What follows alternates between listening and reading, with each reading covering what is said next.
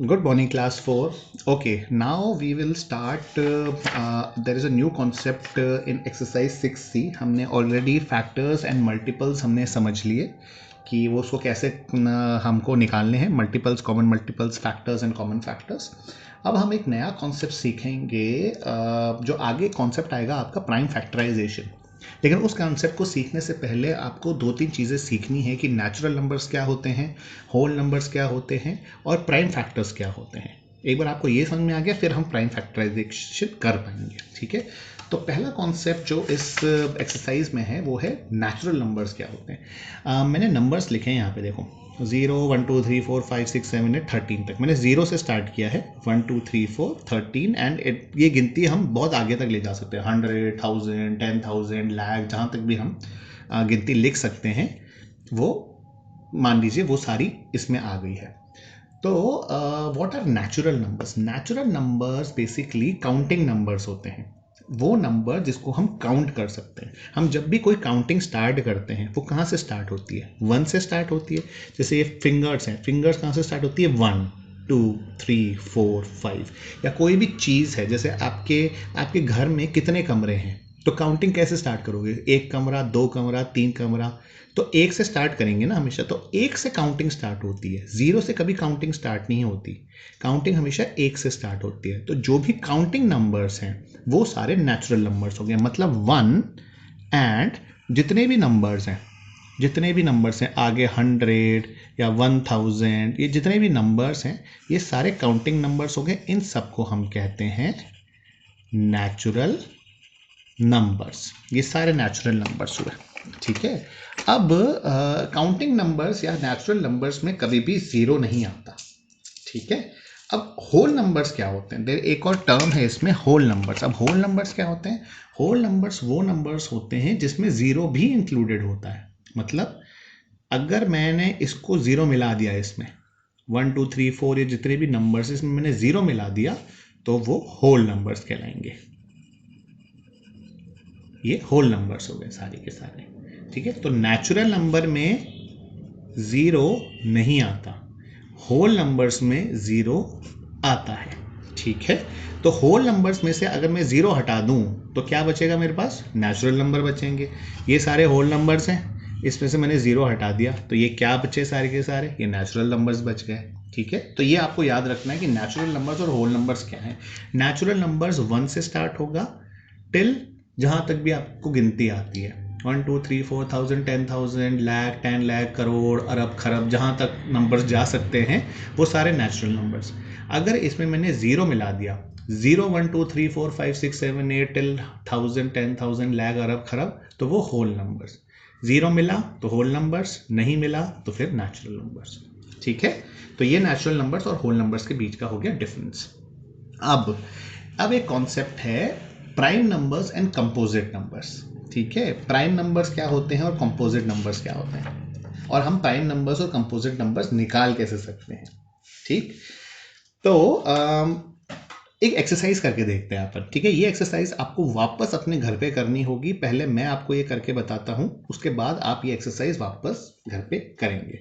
ठीक है, हम जब भी फैक्टर्स निकालते हैं तो हम क्या करते हैं? 2 की टेबल में बोलते जाते हैं 2 की टेबल कौन सी है, 3 की टेबल कौन सी है, और इस हिसाब से फैक्टर्स निकालते हैं अपन। प्राइम नंबर्स निकालने के लिए भी हमें थोड़ा सा ऐसा ही सिंपल कॉन्सेप्ट लेना पड़ता है। हम क्या करेंगे? प्राइम फैक्टर्स निकालने के कुछ स्टेप्स होते हैं। ठीक है, अब पहला स्टेप इसमें ये होता है कि इसमें एक रूल है कि 1 जो है वो प्राइम नंबर भी नहीं है और कंपोजिट नंबर भी नहीं है। पहले हम प्राइम नंबर्स और कंपोजिट नंबर अलग कर लेते हैं, फिर मैं बताऊंगा कि प्राइम नंबर्स क्यों हैं और कंपोजिट नंबर्स क्यों हैं। ठीक है, तो पहला स्टेप होता है 1 प्राइम नंबर भी नहीं है और कंपोजिट नंबर भी नहीं है, तो इसको तो हटा ही दो आप। ठीक है, 1 को आप क्रॉस कर दो। ठीक है, अब हमें वो नंबर हटाने हैं जो 2 की टेबल में आते हैं, जो 2 के मल्टीपल्स हैं। 2 का मल्टीपल कौन कौन है? ठीक है, 2 का मल्टीपल कौन कौन है? आप 2 को छोड़ेंगे, 2 के मल्टीपल्स 2 2 ज़ा 4 6 8 10 12 14 16 18 20 22 24 26 28 30 30 प्लस 2 34 प्लस 35 36 2 मिलाया 38, 2 मिलाया 40, ये सारे 2 के जितने भी मल्टीपल्स हैं 100 तक, ये सारे हमने बाहर निकाल दिए। ठीक है, ये सारे हमने क्रॉस कर दिए। 100 तक जितने भी 2 के मल्टीपल्स हैं उन सबको हमने क्रॉस कर दिया। ठीक है, ये हो गया, क्रॉस हो गए, सारे 2 के मल्टीपल्स निकल गए। अब इसी तरीके से हमें अब 3 के मल्टीपल्स निकालने हैं।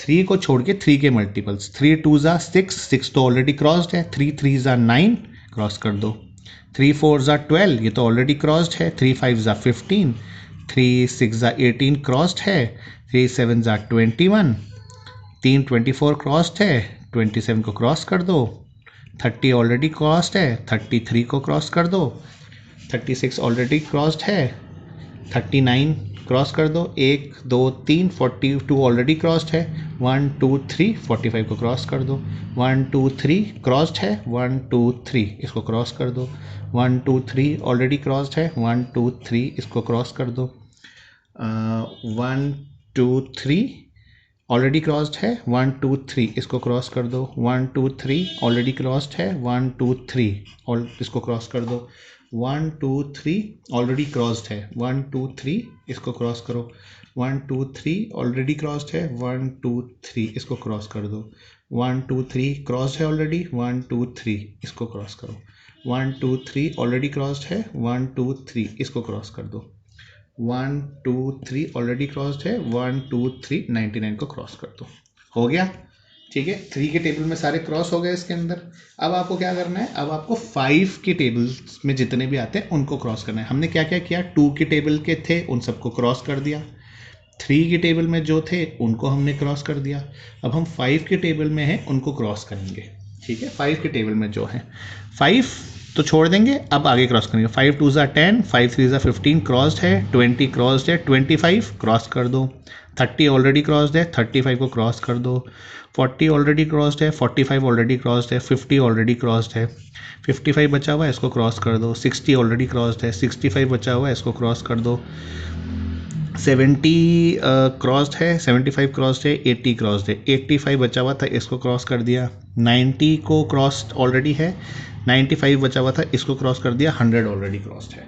ठीक है, देखो धीरे धीरे सारे नंबर यहाँ पे कटते जा रहे हैं। ठीक है, अब हमें लास्ट जो करना है वो करना है 7 के टेबल्स में जो जो नंबर बचे हुए हैं उनको क्रॉस करना है। 7 की टेबल तक 100 तक जितने भी नंबर आपके बचे हुए हैं उन सबको आपको क्रॉस करना है। तो 7 से स्टार्ट करते हैं, 7 को छोड़ेंगे, 7 2 ज़ा 14, 7 3 ज़ा 21, ठीक है, 7 4 ज़ा 28, 7 5 ज़ा 35, 7 6 ज़ा 42, 7 7 ज़ा 49, ये 49 बचा हुआ है इसको क्रॉस करेंगे। ठीक है, 7 7 ज़ा 49 बचा हुआ है इसको क्रॉस कर दिया हमने। ठीक है, 7 8 ज़ा 56, 7 9 ज़ा 63, 7 10 ज़ा 70। ठीक है, अब इसके आगे 7 7 और जोड़ते जाना है, तो करते जाएं, 1 2 3 4 5 6 7 क्रॉस लगा दो, 1 2 3 4 5 6 7, 84 ऑलरेडी क्रॉस्ड है, 1 2 3 4 5 6 7, 91 बचा हुआ है इसको क्रॉस कर दो, 1 2 3 4 5 6 7, 98 इसको क्रॉस ऑलरेडी क्रॉस्ड है। हो गया, हमने ये सारे कर दिए। अब जो नंबर्स बचे हुए हैं, अब देखते हैं कौन कौन से नंबर बचे हुए हैं।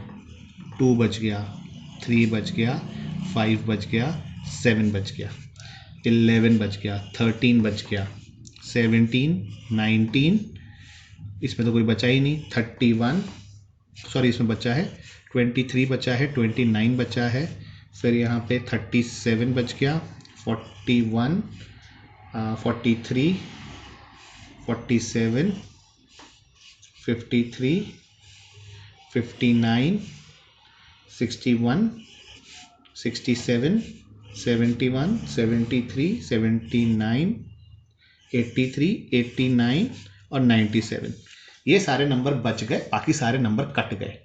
ठीक है, तो ये जो नंबर बचे हैं ये टोटल काउंट है इनका 25 नंबर्स हैं। ये सारे नंबर्स हो गए जो सर्किल के अंदर हैं, वो सारे हो गए आपके प्राइम नंबर्स, और जो आपके क्रॉस के नीचे हैं वो सारे हो गए आपके कंपोजिट नंबर्स।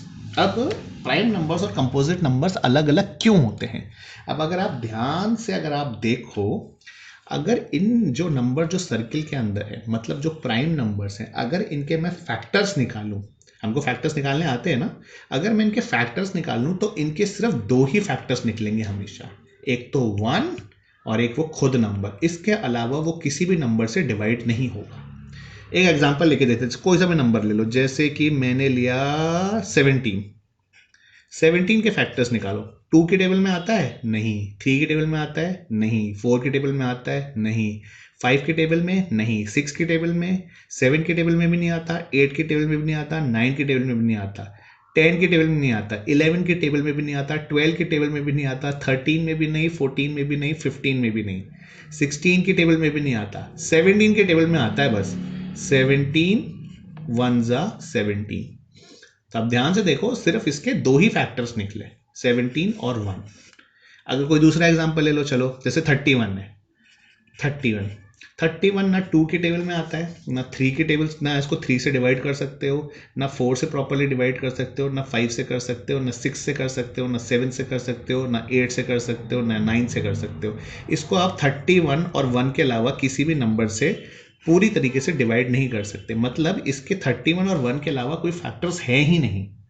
तो ये आपका प्राइम नंबर हो गया। तो ये जितने भी नंबर्स गोलों में हैं, इनमें ये किसी भी दूसरे नंबर से डिवाइड नहीं होते, अपने नंबर या 1 के अलावा। ये और किसी नंबर से डिवाइड नहीं होते, इनको हम कहते हैं प्राइम नंबर्स। ठीक है। और ये जो नंबर हैं 2, 3, 5, 7, ये हमारे प्राइम फैक्टराइजेशन के नंबर्स हैं।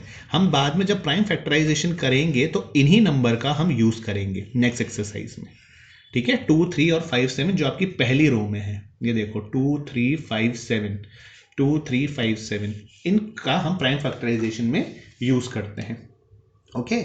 अब इसमें कुछ चीजें, कुछ फैक्ट्स हैं इस टेबल में जो मैं आपको बताता हूं कि टोटल प्राइम नंबर्स कितने होते हैं। 1 से लेके 100 तक हमने सारे प्राइम नंबर्स ढूंढ लिए, 1 से लेके 100 तक।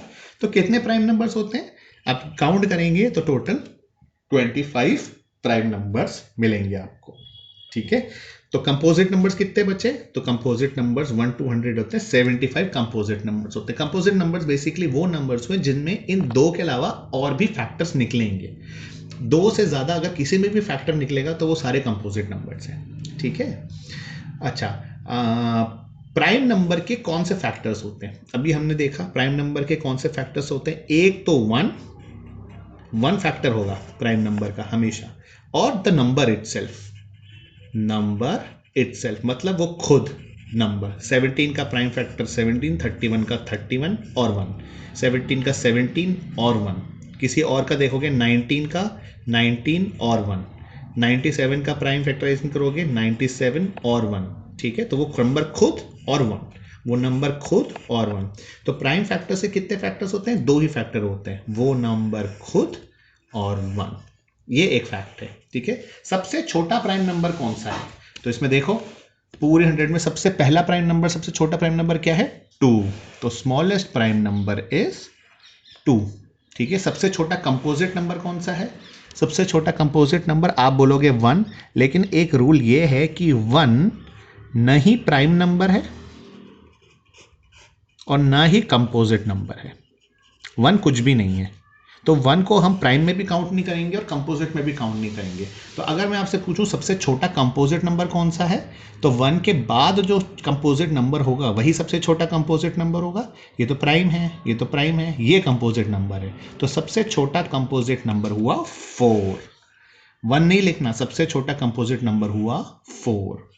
1 इज प्राइम और कंपोजिट। 1 जो नंबर है वो प्राइम है कि कंपोजिट है? वो ना ही प्राइम है ना ही कंपोजिट है। ठीक है। वो कुछ भी नहीं है, 1 केवल 1 है।